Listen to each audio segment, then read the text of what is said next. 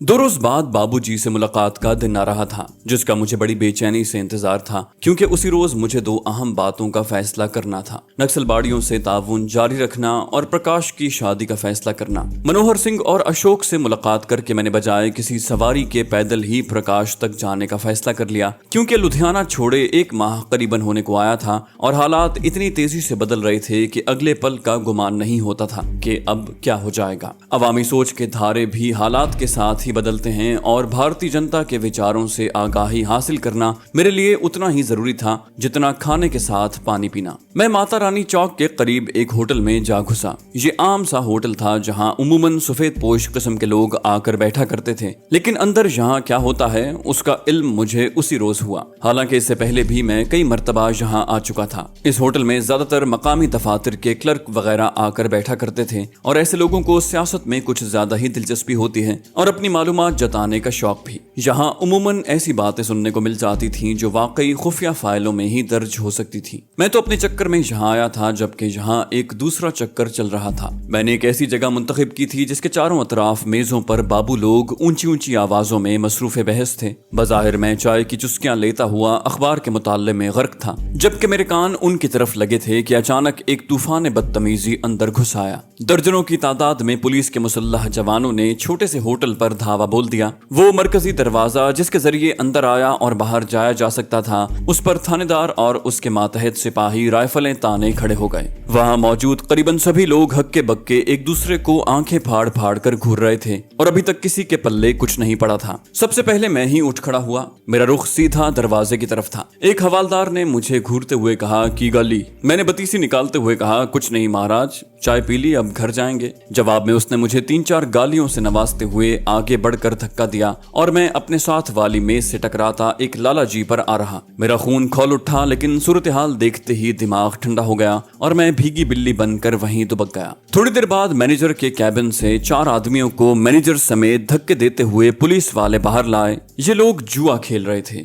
शायद इस होटल में कोई बड़ा मुनज्जम किस्म का छापा पड़ा था, क्योंकि थोड़ी देर बाद ही पुलिस वहां मौजूद करीबन 20-25 ग्राहकों को भी धक्के देते हुए बाहर लाई और मुझ समेत सबको एक कैदियों वाली लारी में ठूंस कर आज़िम थाना हुई। ये सब कुछ इतनी तेजी से पेश आया कि मेरा जहन ही एक तरह से माउफ होकर रह गया। भरे पूरे बाजार से भागना सिवाय हिमाकत के और क्या मानी रखता था। मैंने बादल नाखास्ता अपने आप को तकदीर के हवाले कर दिया। मेरा ख्याल यही था कि पुलिस वहां सिर्फ मुलजिमों को बंद करके बाकी लोगों को रिहा कर देगी, लेकिन जहां आकर मालूम हुआ कि नए पुलिस कप्तान ने कारकर्दगी दिखाने के शौक में ये कारनामा सर अंजाम दिया है और नेक चलनी की जमानत दिए बगैर यहाँ से छुटकारा मुमकिन नहीं। खैरियत ये गुजरी कि अभी तक हमारी जामा तलाशी नहीं हुई थी। मैंने एक सिपाही को ताड़ा और करीब आने का इशारा किया। 10-10 के 2 नोट उसकी मुट्ठी में थमाए जो उसकी औकात से बहरहाल ज्यादा थे, लेकिन इससे कम में काम भी नहीं चल सकता था। मेरी तवक्को के मुताबिक उसने मुझे मोटी आसामी समझा और मेरी खिदमत के लिए तैयार हो गया। मैंने उसे प्रकाश की तरफ दौड़ाया और मजीद इनाम का लालच भी दे दिया। करीबन 1 घंटे बाद जब पुलिस तमाम गिरफ्तार शुदगान की जेबें खाली करके उनको हवालात में बंद कर चुकी थी, प्रकाश एक वकील के साथ फरिश्ता रहमत बनकर पहुंच गया। उसने अक्लमंदी का मुजाहरा करते हुए मजिस्ट्रेट से मेरी जमानत कबल अज़ गिरफ्तारी भी करवा ली थी, लेकिन उसकी नौबत न आई और थानेदार ने मेरी जामा तलाशी से हासिल शुदा 200 रुपए और मजीद 100 रुपए लेकर मुझे इस नसीहत के साथ रिहा कर दिया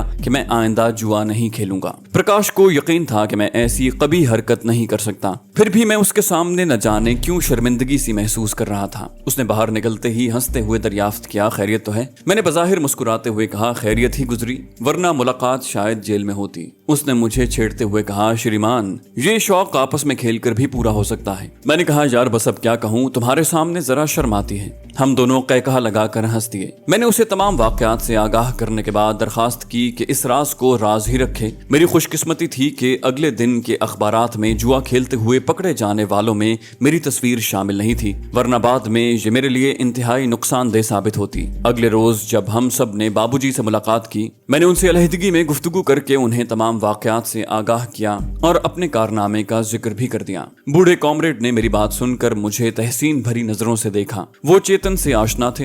मैंने जानबूझकर उन्हें अगले मिशन से आगाह न किया। फिर घर वालों के सामने ही मैंने उन्हें प्रकाश के मुताल्लिक तमाम वाकयात से आगाह कर दिया और उनसे दरखास्त कर दी कि वो हमें प्रकाश की शादी की इजाजत दे दें। सब घर वाले मेरे मुंह की तरफ देखने लगे। उन्हें ये उम्मीद नहीं थी कि मैं ये बात कहूंगा, लेकिन मेरा वास्ता एक हकीकत पसंद बूढ़े से था जो कभी ये ना चाहता कि उसकी वजह से उसके बेटे की खुशियां छिन जाएं। वो खुशियां जो उनसे रूठ चुकी थीं और एक लंबी मुद्दत के बाद उन्होंने उन्हें मनाया था। बाबूजी चंद लम्हे तक कुछ सोचते रहे, फिर उन्होंने प्रकाश और मेरे सर पर हाथ फेरते हुए इसकी इजाजत दे दी। सबने बादले नखास्ता इस फैसले को कबूल कर लिया। प्रकाश ने वापसी पर मुझसे कहा, वीर जी आपकी बात बजा, लेकिन ये बैल मुंढे चढ़ती नजर नहीं आती। वो लोग कभी रिश्ते के लिए तैयार नहीं होंगे। तुम सुदर्शना के पिता को नहीं जानते, और कुछ नहीं तो वो बाबूजी के जेल में होने का ही बहाना बना लेगा। मैंने कहा, यार तुम ये बात मुझ पर छोड़ दो और शादी के लिए तैयार हो जाओ। भगवान ने चाहा तो हम उसे मना ही लेंगे। एक दफा वो मान गया तो बाबूजी की रिहाई के बाद कोई मुहूर्त निकलवा लेंगे। फिलहाल तो सुदर्शना की जिंदगी का सवाल है, फिर तुम ही नहीं उससे भी मेरा कोई रिश्ता है। मैंने उसे मुतमईन करने के लिए कहा। प्रकाश ने बड़े जज्बाती अंदाज में मेरा हाथ दबाया। उसकी आंखों में तशक्कुर के आंसू मचल रहे थे। इस गए गुजरे दौर में कौन किसी के लिए इतना तरद्दुद करता है, और एक मैं ही था कि उनकी मामूली खुशियों का भी ख्याल रखता था। भला मेरे जैसा धर्मवीर प्रकाश को कभी मिल सकता था। सुदर्शना के बाप से मुलाकात के बाद वाकई बड़े बड़े हौसलामंद हथियार फेंक देते और उस पर लानत भेजकर वापस चले जाते, लेकिन मैंने तो हारना सीखा ही नहीं था। ना तो उसे अपनी बेटी की परवाह थी, ना ही वो नामो निस्बत को अहमियत देता था। आखिर में उसने रिवायती मक्कारी से काम लेते हुए ये कार्ड भी फेंक दिया। बोला, मेरे पास दहेज के लिए एक फूटी कौड़ी नहीं है, अब बताओ मंजूर है रिश्ता। मैं माता जी और पूनम को पहले ही इस मरहले के लिए तैयार कर चुका था, इसलिए हमने झट हाँ कह दी। अब लाला जी चकराए कि ये क्या हो गया। फिर कुछ सोचते हुए उन्होंने आखिरी दाव भी खेल दिया जिसमें उन्हें हारने की हरगिज तवक्को न थी। बोले, शादी 8-10 रोज के अंदर होनी चाहिए। मैं चाहता हूँ बरादरी वालों को कहने सुनने का मौका न मिले। अगर मैंने देर कर दी तो वो लोग मुझे कभी ऐसा नहीं करने देंगे। उन्हें उम्मीद थी कि बाबूजी चूंकि जेल में हैं, इसलिए हम उनकी रिहाई से पहले हरगिज शादी के लिए तैयार न होंगे। लेकिन इसी मौके के लिए मैंने उनसे इजाजत ली थी। बाकी लोग तो खामोश रहे, लेकिन मैंने फौरन हाँ कह दी। उन्होंने माता जी को तजब्जुब में मुब्तला देखकर कहा, आपका क्या ख्याल है। माता जी ने कमाल हौसले से काम लेकर बड़े मजबूत लहजे में कहा, मुझे अपने बेटे की मौजूदगी में अपने स्वामी की कमी महसूस नहीं होगी। पूनम के अलावा खुद मैं और मौसी भी माता जी के इस जवाब से हैरान रह गए। लाला जी बोले, ठीक है, अगले रोज में मुहूर्त निकलवा कर मुझे तारीख से आगाह कर दें। उन्हें उम्मीद थी कि जात बरादरी के लोग इस फैसले की शिद्दत से मुखालफत करेंगे कि हम अपना वचन निभा न सकेंगे। इस तरह वो अपनी सुपुत्री के सामने भी सच्चे रहेंगे और रिश्ता भी अपनी मर्जी से तय कर सकेंगे। वो बड़े पुरुम्मीद थे कि इस बात का नतीजा वही निकलेगा जो उन्होंने अपने जहन में तय कर रखा था। लेकिन हमने उसी रोज शाम को शगुन कर लिया और माता जी ने सुदर्शना को अपनी बेटी कबूल करके लाला जी से कह दिया कि हम उन्हें 1-2 रोज में ही विवाह की तारीख से आगाह कर देंगे। सुदर्शना तो शिद्दत जज्बात से मगलूब होकर भैया कहकर मुझसे लिपट कर रोने लगी। वापसी पर हम सब रायकोट आ गए। मैंने सालिग्राम को भी थोड़ी देर के लिए बुला लिया। रात को मैंने उन लोगों को तफसीलन तमाम बातों से आगाह किया और उनसे कह दिया कि वो या तो अपने बेटे की जिंदगी और घर की खुशियों के हक में फैसला कर लें, या फिर मोहल्लेदारों और अजीजों के तानों से डर कर बेटे की जिंदगी और घर की खुशियां दाव पर लगा दें। रात काफी देर गए तक हम बातें करते रहे। फिर वो लम्हा भी आ गया जब तमाम घर वालों ने हंसी खुशी मेरी बात मान ली। सुबह हमने पंडित को बुलवा कर मुहूर्त निकलवाया और अगले शनिवार को शुभ घड़ी जानते हुए उस तारीख पर शादी का फैसला कर लिया। हिंदू रस्म के मुताबिक फौरन घर में ढोलक बजने लगी और मोहल्ले भर में खबर फैल गई। पहले पहल तो लोगों ने नाग भूं चढ़ाई। जब घर से किसी ने भी इस बात की परवाह न की तो लोगों की जबान भी बंद हो गई। प्रकाश और सुदर्शना तो मेरे पांव धोकर पीने पर तुले हुए थे। उनके तो कभी वहमो गुमान में भी ये बात नहीं आ सकती थी कि मैं सुदर्शना के अड़ियल बाप को काबू कर सकूंगा। मैंने प्रकाश से कहा, अभी तुमने देखा ही क्या है बालिके, और हम सब कहकहा लगाकर हंस दिए। लाला जी को मैंने खबर कर दी थी और इस बात का बंदोबस्त भी कर लिया था कि उन्होंने अब भी कोई अड़चन पैदा की तो हम इस शादी को सिविल मैरिज में तब्दील कर लेंगे। घर वाले तो सब कुछ भूल भुला कर शादी ब्याह के हंगामों में खो गए, जबकि मैं स्वामी दयानंद की तरफ मुतवज्जे हो गया। मुकर्रा वक्त पर मैं, अशोक और मनोहर सिंह मुकम्मल तैयारी के साथ स्वामी दयानंद के आश्रम की तरफ बढ़ रहे थे। हमारी इतलात के मुताबिक स्वामी ने आश्रम से बाहर निकलना करीबन बंद कर रखा था, लेकिन आज बदकिस्मती उसे आश्रम से बाहर ले आई थी। एक धार्मिक समागम में शिरकत के बाद वो रात काफी देर गए आश्रम की तरफ वापस आ रहा था। जब उसकी कार मतलूबा मकाम पर पहुंची तो मैंने तयशुदा प्रोग्राम के मुताबिक एक झाड़ी की ओट में छुपे छुपे एक साइकिल जिस पर एक गठरी इस अंदाज में बंधी थी कि दूर से उस पर बैठा सवार नजर आए, उसकी कार के आगे लुढ़का दी। ड्राइवर इस अचानक सूरत हाल से इतना घबरा गया कि वो गाड़ी को कंट्रोल करते करते दरख्त से जा टकराया। उसके साथ साथ ही अशोक और मनोहर सिंह दोनों ने एक ही वक्त में 2 दस्ती बम उस पर फेंक दिए। जोरदार धमाका हुआ और कार के अपने मुसाफिरों समेत परखचे उड़ गए। धमाका इतना जोरदार था कि अगरचे अपनी कार्रवाई सर अंजाम देने के बाद मैं काफी फासले पर पहुंच गया था, मगर उसके बावजूद मुंह के बल जमीन पर आ रहा और न जाने कितनी देर यूं ही पड़ा रहता, लेकिन फौरन उठ खड़ा हुआ क्योंकि हमारी तवक्कुआत के बिल्कुल बरक्स पुलिस की गश्ती जीप का सायरन फजा में गूंजने लगा था। नक्सलबाड़ी तरबियत याफ्ता गोरिलों की तरह मंसूबा तरतीब देते थे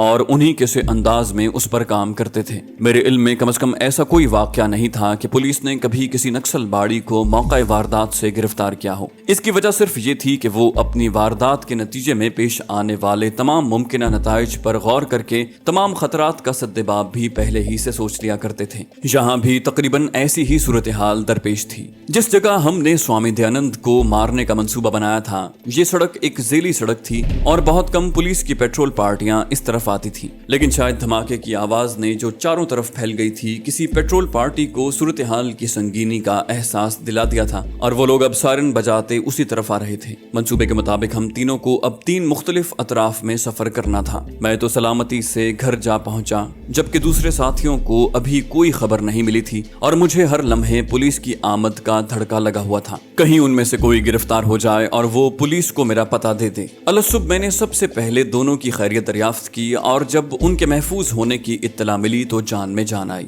अब एक लंबे अरसे तक नक्सलबाड़ियों को दम साधे रखना था कि उनका यही तरीकेकार था। इस असना में मेरे मामूलात में कोई फर्क नहीं आया था। कलकत्ते से वापसी पर मैंने फ्लाइट लेफ्टिनेंट राजकुमार से भी मुलाकात की और ताज़ा तरीन सूरत हाल जानने के लिए दूसरे जराए भी बुरुए कार लाया। प्रकाश की शादी के बाद मेरे दोस्तों ने मुझे फिलहाल लुधियाना तक ही महदूद कर दिया था, क्योंकि अपने धर्मवीर की शादी में मुझे बाबूजी की गैर मौजूदगी में उनका किरदार अदा करना था। शनिवार को प्रकाश की शादी खूब धूमधाम से हिंदुआना रस्म रिवाज के मुताबिक अंजाम पाई। फितरी कमजोरियां छुपाए नहीं छुपती। जब सुदर्शना अपने घर से विदा होते हुए मुझसे लिपट कर रोई तो बेख्तियार मेरे सीने में एक हुक उठी। मेरी बहन जो पाकिस्तान में झोली फैलाए मेरी सलामती के लिए दस्त बदुआ थी, सुहाग का सुर्ख जोड़ा पहने मेरे सामने सवाल बनकर आन खड़ी हुई और मुझे यूं लगा जैसे मैं उसे ही अलविदा कह रहा हूँ। उस रोज मैं भारत में पहली मर्तबा बेइख्तियार रो दिया। आंसू थे कि उमड़े चले आ रहे थे। अपना देश, अपनी मिट्टी, अपने लोग सभी इकट्ठे होकर मुझे रुलाने आ रहे थे। लेकिन फिर ये रोशन चिराग आहिस्ता आहिस्ता बुझते चले गए।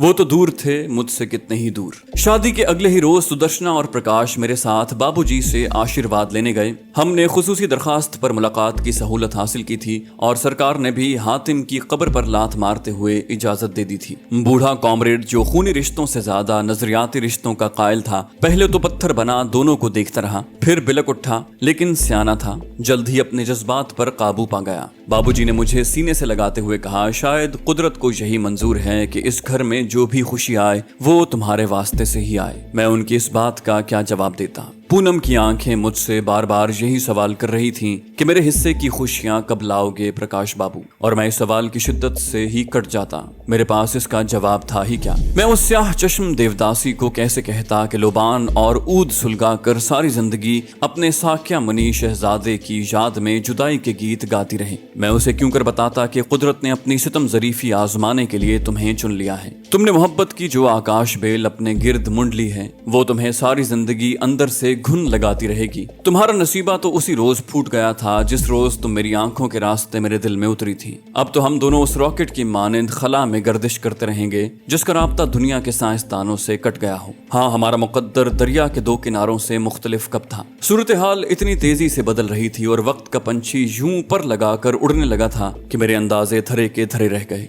भारतीय हुकूमत ने ऐलाने जंग तो नहीं किया था, लेकिन उसमें कसर ही क्या रह गई थी। उनके दस्ते मशरकी और मगरबी सरहदों का तकद्दुस रोजाना पामाल करने लगे थे और इस पर यह गजब हुआ कि अगरचे भारतीय अफवाज की वहशियाना सरगर्मियों का दुनिया भर को सबूत मिल गया था, लेकिन अक़वाम आलम के कानों पर जूं तक न रेंगी। उन्होंने चुप साध रखी थी और उधर हमारी सिफारती कोशिशें भी नाकाम हो चुकी थी, जिस बिना पर उन्होंने खुद को तमाम इखलाकी और बैनुल-अक़वामी जिम्मेदारियों से आजाद कर लिया और अपनी मनमानी कार्रवाइयां करने लगे थे। दुश्मन की इन चीरदस्तियों के बाद एक ही सूरत बाकी रह गई थी کہ اسے نکیل ڈالی جائے۔ مشرقی پاکستان میں طوفانوں کا رخ موڑنے کے لیے مغربی پاکستان میں پوری سنجیدگی سے محاذ کھولنے کی کوششیں ہونے لگیں اور اس کے لیے مجھے بھی ایک اہم مشن سونپا گیا۔ مجھے پیغام موصول ہو چکا تھا اور اس بار میں نے اپنے جیالے کمانڈوز کے ساتھ کام کرنا تھا جنہوں نے 1965 میں بھارتی سرماؤں کو تگنی کا ناچ نچایا تھا۔ میرے کان ان کی ہر آہٹ پر لگے رہتے اور نظریں بار بار بڑی بے چینی سے گھڑیوں کی سوئیوں کا جائزہ لینے لگتی۔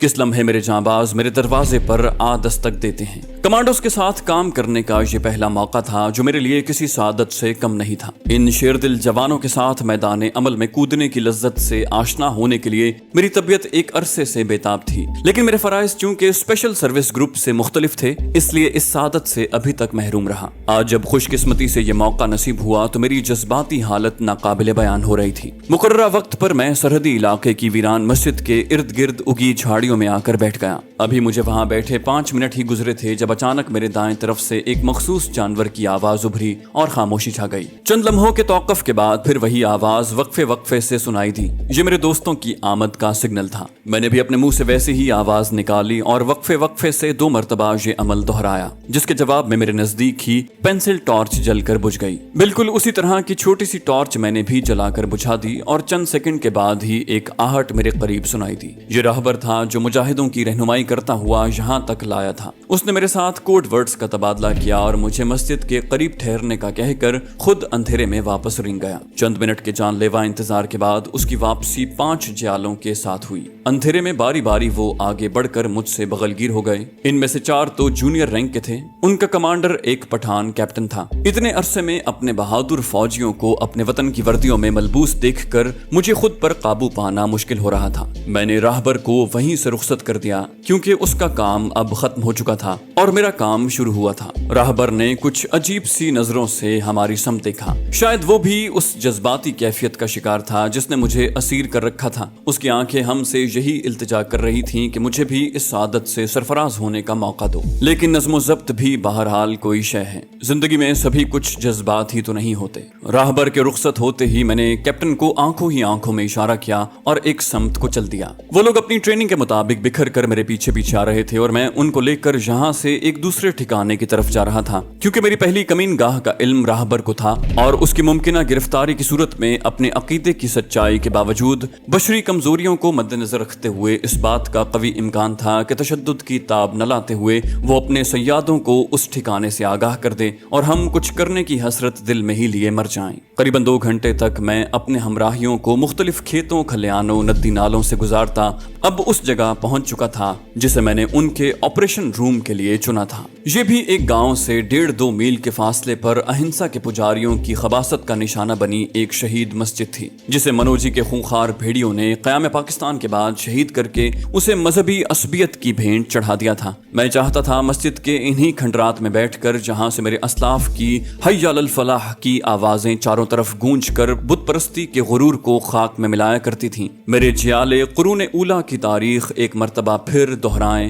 اور اس برہمنی سامراج کو خاشاک کا ڈھیر بنا کر راکھ کر دیں۔ ایسی مساجد کے ذہن میں نہ جانے کالی کے پجاریوں نے کتنے مسلمانوں کا لہو بہانے کے بعد انہیں شہید کیا تھا، لیکن اب وہ ان کے نزدیک پھٹکنے سے بھی ڈرتے تھے۔ ان کے ذہنوں میں یہ بات سما گئی تھی کہ یہاں مقتولوں کی روحیں قیام پذیر ہیں جو کسی بھی لمحے ان کی جان لے سکتی ہیں۔ شاید اسی وجہ سے اکثر دیہاتی علاقوں میں ان شہید کردہ مساجد کے ارد گرد قریباً میل کے فاصلے تک آبادی کا نام و نشان دکھائی نہیں دیتا، نہ ہی ان کے زیادہ نزدیکی زمین کو زیر کاشت لایا جاتا تھا۔ ایسے مناظر دیکھ کر میں اکثر سوچا کرتا کہ ایسی بزدل قوم کو جو مسلمان شہیدوں کی روحوں سے خوف کھاتی ہے آخر کون سی طاقت برسر حکومت رکھے ہوئے ہے۔ ان کے کردار کو گھن لگ چکا ہے، ان کے پاس سوائے بے حیائی اور منافقت کے اور رہ ہی کیا گیا ہے۔ تب مجھے اپنے سوالوں کا ایک ہی جواب سوچتا کہ اس کا سبب صرف میری قوم کی بے حسی، برسر اقتدار طبقے کی مصلحت کوشی اور لیڈروں کی پریم سبھائی ذہنیت ہے۔ بدقسمتی سے ابھی تک میری مقدس سرزمین پر ایسے لوگ